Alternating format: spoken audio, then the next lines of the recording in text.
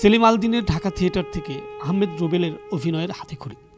আহমেদ রুবেল অভিনীত প্রথম নাটক হল গিয়াসউদ্দিন সেলিমের স্বপ্নযাত্রা।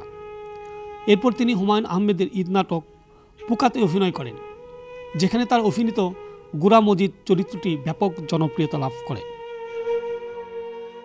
বাংলা নাটক চলচ্চিত্রের নন্দিত এবং শক্তিশালী অভিনেতা হিসেবে ইতিমধ্যেই দেশব্যাপী খ্যাতি অর্জন করেছেন আহমেদ রুবেল।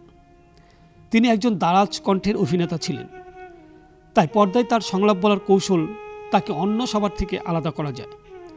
৫৫ বছর বয়সে এই পৃথিবী বিদায় জানালেন অভিনেতা। প্রেত নাটকটি মোহাম্মদ জাফর ইকবালের একই নামের উপন্যাস হতে নির্মিত এবং এর পরিচালক আহির আলম। এই ধারাবাহিক নাটকটি ব্যাপক জনপ্রিয়তা লাভ করে। বিশেষ করে তার অভিনয়ের প্রশংসা করেন জাফর ইকবালের মতো গুণী বুদ্ধা মহল।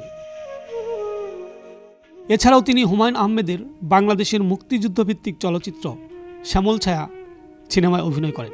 কথাসাহিত্যিক ও চলচ্চিত্রকার হুমায়ুন আহমেদের নাটকে নিয়মিত দেখা যায় তাকে। 1993 সালে আখিরি হামলা সিনেমার মাধ্যমে রূপালী পর্দায় পা রাখেন রুবেল। এরপর তিনি অভিনয় করেছেন চন্দ্রকথা, ব্যাচেলর, গেরিলা ও দ্য লাস্ট ঠাকুর সহ বেশ কিছু সিনেমায়। 2005 সালে টেলিভিশন নাটকে নিয়মিত অভিনয় করতেন রুবেল। ঢাকা থিয়েটারের সদস্য হিসেবেও দীর্ঘদিন মঞ্চে কাজ করেছেন দাপুটে এই অভিনেতা। অভিনেতা আহমেদ রুবেলের পুরো নাম আহমেদ রাজীব রুবেল।